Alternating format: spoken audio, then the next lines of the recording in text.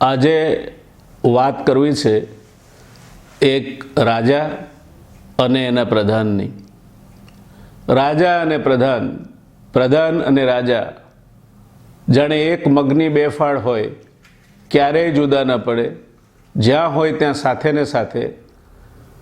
રાજાને પ્રધાન પર બહુ વિશ્વાસ, પણ પ્રધાનને વિશ્વાસ ઈશ્વર પર. કંઈ પણ ઘટના બને, પ્રધાનનું છેલ્લું વાક્ય હોય, હરી ઈચ્છા બલીએસી. હવે એક વખત બન્યું એવું કે રાજા પ્રધાનની સાથે શિકારે ગયા. શિકાર કરતા કરતા રાજાને અંગૂઠે વાગ્યું અને એમનો અંગૂઠો કપાઈ ગયો. હવે રાજાને ઈજા થઈ એટલે તો આખું રાજ્ય જાણે કે બહુ મોટી ઘટના બની હોય એમ હલબલી જાય. લોકો રાજાની ખબર પૂછવા આવવા માંડ્યા. હવે રાજાની ખબર પૂછવા જાય એ પાછા વળતા એમ કે પ્રધાનજીના ત્યાં પણ આપણે ડોકાચ્યું કરતા જઈએ. એટલે પ્રધાનજીને મળવા જાય. પ્રધાનજીને વાત કરે કે ખૂબ ખરાબ થયું, આપણા રાજાનો અંગૂઠો કપાઈ ગયો,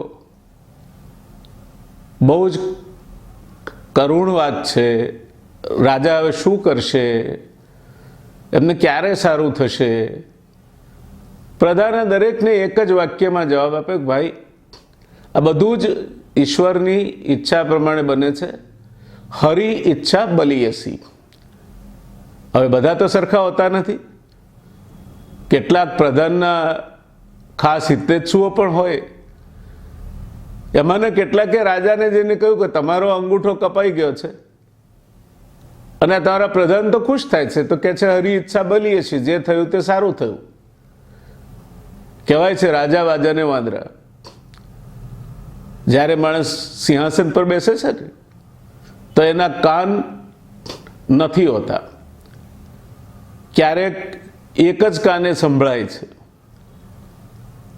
રાજાને લાગ્યું કે પ્રધાનની આ હિંમત, એટલે એણે પ્રધાનજીને પકડીને જેલમાં નાખી દીધા. થોડો સમય ગયો, વળી પાછા રાજા એક દિવસ શિકારે ગયા. બન્યું એવું કે એ આ વખતે પોતાના સૈનિકોથી છૂટા પડી ગયા અને શિકારની પાછળ જંગલમાં ઊંડે સુધી પહોંચી ગયા. આ વિસ્તારમાં માનવભક્ષી વનવાસીઓની વસ્તી હતી. એમણે રાજાને ઘેરી લીધા. રાજા એકલા જ હતા, કોઈ કારી ફાવી નહીં. રાજાને કેદ પકડ્યા. હવે એ લોકો તો બધા નગારા અને ઢોલને વગાડતા વગાડતા રાજી થતા થતા રાજાને પોતાની વસ્તીમાં લઈ આવ્યા. એમના દેવને ભોગ ચડાવવા માટે આજે ઘણા વખતે એક સરસ મજાનો માણસ મળ્યો હતો. ભુવા આવી ગયા. રાજાને નવરાવી ધોવરાવીને તૈયાર કર્યા. ગળામાં કરણના ફૂલની માળા પહેરાવી અને આગળ આ બધા ઢોલ વગાડતા વગાડતા ચાલે ને પાછળ રાજા લઈ ગયા પેલા દેવ પાસે. ત્યાં ભુવાની નજર રાજા પર પડી. એણે કહ્યું કે રોકો ભાઈ. બધા રોકાઈ ગયા. ઢોલ નગારા વાગતા બંધ થઈ ગયા. ઘડીભર બધાને નવાઈ લાગી કે આ ભુવાએ કેમ રોકાવાનું કહ્યું.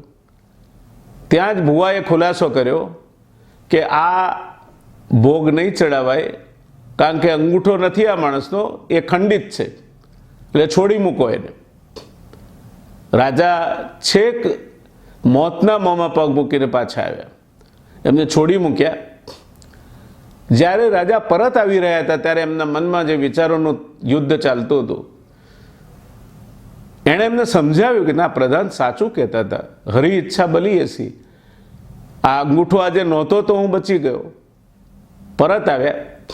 પરત આવીને એમણે પહેલો હુકમ કર્યો કે પ્રધાનજીને છોડી મૂકો અને એને પુનઃ પ્રધાન પદે સ્થાપિત કરો. પ્રધાનજીને છોડી મૂક્યા. પ્રધાનજી રાજાને મળવા આવ્યા, આભાર માનવા આવ્યા. તો રાજાએ કહ્યું, હું દિલગીર છું, મારા કારણે તમને આટલી તકલીફ પડી, હું તમારી ક્ષમા ચાહું છું. પ્રધાનજી કે એમાં શેની ક્ષમા? હરી ઈચ્છા બલી હસી. રાજાના મોં પર સ્મિત આવી ગયું. એમણે પ્રધાનજીને કહ્યું, ખરા માણસ છો તમે, તમને જેલમાં નાખ્યા, પ્રધાન પદું ગયું, આટલી યાતનાઓ વેઠી, મુશ્કેલીમાં મુકાવવું પડ્યું, અને છતાંય તમે કહો છો હરી ઈચ્છા બલીએ છે. ત્યારે પ્રધાનજીએ ખુલાસો કર્યો કે જુઓ મહારાજ, હું જો પ્રધાન તરીકે હોત તો આપણે બે સાથે હોત અને આપણે બંને સાથે પકડાયા હોત. હવે આપનો તો અંગૂઠો કપાયેલો હતો એટલે આપ ખંડિત ભોગ હતા, આપ બચી ગયા, પણ મારા તો બધા અંગો સાબુત છે, હું વધેરાઈ ગયો હોત. બોલો હવે શું કહેવું છે આપને? મારી વાત સાથે સંમત છો? જે થયું તે સારા માટે થયું.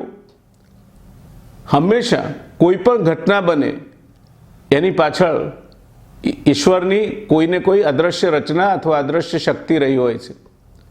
આપણને એ સમયે કદાચ સમજાતું નથી. ઘણી વખત એવી ઘટના બને છે કે આપણને એમ લાગે કે આ ઘટના ન બની હોત તો સારું હતું. આપણે ટ્રેન ચૂકી જઈએ અને ટ્રેનને અકસ્માત થાય, ફ્લાઇટ ચૂકી જવાય અને પ્લેન ક્રેશ થઈ જાય, ત્યારે આપણને એક વખત તો દુઃખ થાય છે કે અરે રે, મારી ખૂબ અગત્યની અપોઇન્ટમેન્ટ હતી, આજે તો જો હું પહોંચ્યો હોત તો લાખો રૂપિયાનો ફાયદો થાય તેમ હતો અને હું ફ્લાઇટ ચૂકી ગયો. પણ જ્યારે સમાચાર આવે કે આ પ્લેન હાઈજેક થઈ ગયું અથવા તો પ્લેન ક્રેશ થઈ ગયું, ત્યારે થાય હાશ, બચી ગયા, ધંધો તો ફરી પણ મળી રહેશે, પણ જાન બચી તો લાખો પાયે. ઈશ્વર જે કરે છે તે સારા માટે કરે છે. ઈશ્વર એ હંમેશા આપણો હિત વિચારીને જ નિર્ણયો લે છે. એ શ્રદ્ધા જો એનામાં રાખીએ તો એ શ્રદ્ધાના કારણે ઘણી બધી બાબતો જે આપણને સમજાતી નથી તેમાં આપણે સાંત્વના મેળવી શકીએ, મનને સ્વસ્થ રાખી શકીએ. ક્યારેક તત્કાલ પૂરતું આપણને દુઃખ થાય એવી ઘટના પણ ઘટી હોય તો આપણે એમાંથી સ્વસ્થ બની શકીએ. માટે હંમેશા મિત્રો યાદ રાખો, હરી ઈચ્છા બલીયસી.